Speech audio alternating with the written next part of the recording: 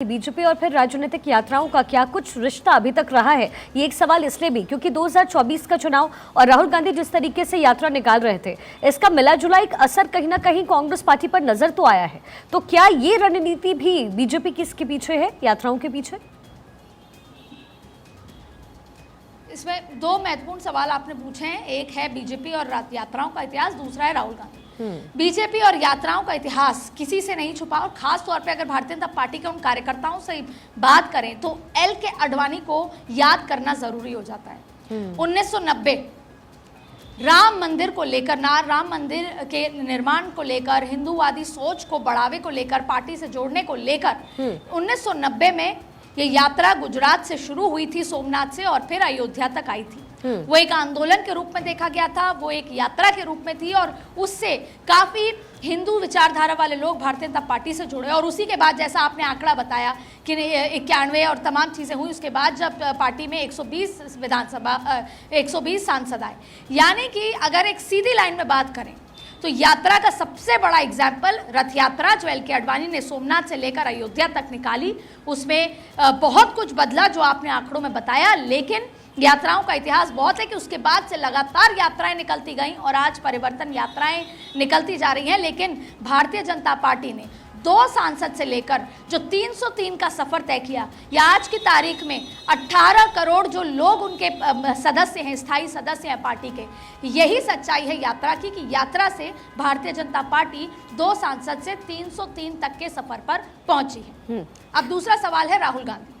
देखिए, जब भी कोई पॉलिटिकल पार्टी अपने आप को कमज़ोर महसूस करती है, कोई लीडर अपने आप को कमज़ोर महसूस करता है, उसके पास केवल एक ही विकल्प बचता है, और वो विकल्प होता है जनता के बीच में उतरना। जी, यात्राओं का एक वेरिएशन है जिसे पद यात्रा कहा जाता है।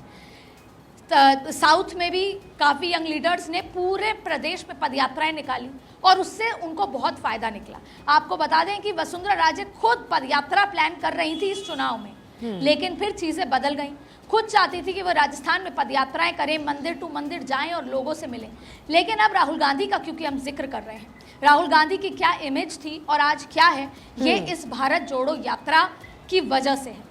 इंदिरा गांधी ने जब 1977 में, जब वो बुरी तरह इमरजेंसी के बाद चुनाव हार गई थी, तो वो बिहार के बछेरा एक गांव में गई थी क्योंकि वहां पे जातीय आंदोलन चल रहा था, और उसके बाद सब कुछ बदल गया था। राहुल गांधी ने भी घर से निकले, क्योंकि अक्सर उनको राजा बाबू कहा जाता था, स्पून फीडर कहा जाता था, तमाम चीजें कही जाती थी। उन्होंने भारत को समझने के लिए, भारत को जोड़ने की यात्रा निकाली, और उससे कोई और बदलाव हुआ या नहीं हुआ, राहुल गांधी की पर्सनैलिटी में एक पॉलिटिकल बड़ा बदलाव, बिल्कुल उनको भारत को समझने की शक्ति मिली, और कांग्रेस ये मानती है।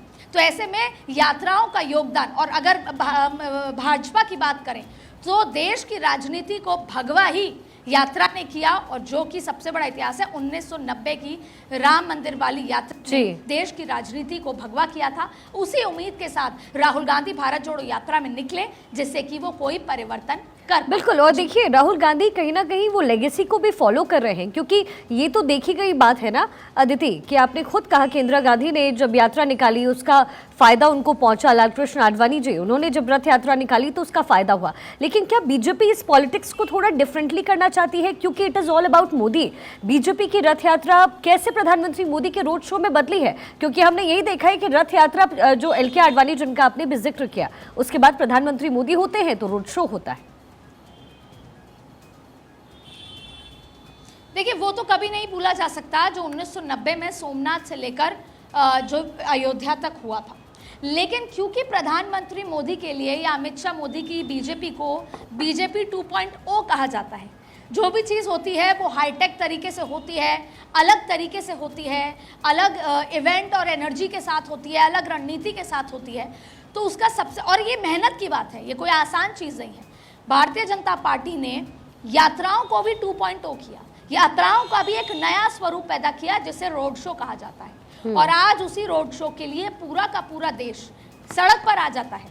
और इसका सबसे बड़ा एग्जाम्पल है गुजरात में हुआ सबसे लंबा रोड शो, 50 किलोमीटर का रोड शो खुद प्रधानमंत्री नरेंद्र मोदी ने किया, और पूरा का पूरा गुजरात जो है सड़क पर आ गया था प्रधानमंत्री नरेंद्र मोदी को देखने के लिए। बारिश होती है, प्रधानमंत्री मोदी का रोड शो नहीं रुकता। किसी भी स्थिति में रोड शो नहीं रुकता। इस ये जो वर्जन है, नया वर्जन, हाईटेक वर्जन लोगों से जुड़ने का, क्योंकि उनकी एक ही सोच है कि हम कैसे जनता के साथ कनेक्ट कर सके। यही वजह है कि वो खुद टीवी पर आ जाते हैं, 8 बजे बात करते हैं, संबोधित करते हैं, भाषणों में सीधे जनता को संबोधित करते हैं, लाल किले की प्राचीर से जनता को संबोधित करते हैं, और वहीं इतने सिक्योरिटी इश्यूज होने के बावजूद भी वो रोड शो करते हैं, चाहे फिर वो हिमाचल हो, चाहे फिर वो गुजरात हो, चाहे फिर वो राजस्थान हो। तो एक नई भारतीय जनता पार्टी का जो ये नया कॉन्सेप्ट है, रोड शो में आकर जनता से कनेक्ट करना, उनसे बातचीत करना, आई टू आई कांटेक्ट करना, हाथ हिलाना, मुस्कुराना, फूलमाला देना, फूलमाला लेना लोगों को। मुझे याद है, आप भारत तो छोड़िए, अमेरिका में गई थी। अमेरिका में भी जब प्रधानमंत्री मोदी पैदल चल रहे थे, वो पे उसके बाद वहाँ पे जो रह रहे एनआरआई जो थे, जो इंडियंस थे, वो प्रधानमंत्री मोदी के उस शो को देखकर उनका हाथ पकड़ना चाहते थे। वो महसूस कर रहे थे कि हमारे देश के प्रधानमंत्री आए। तो ये एक कैसे जनता के साथ कनेक्ट होने का एक नया वर्जन है जो प्रधानमंत्री मोदी ने ऐतिहासिक किया। कर्नाटक में भी एक बहुत बड़ा रोड शो हुआ, भले ही जीत में कन्वर्ट नहीं हो पाया, लेकिन लोगों के साथ कनेक्ट करने का ये यात्राओं का जो वेरिएशन एक तरीका रहा, एक तरीका रहा तारीख में सबसे महत्वपूर्ण और सबसे डिफरेंट वेरिएशन।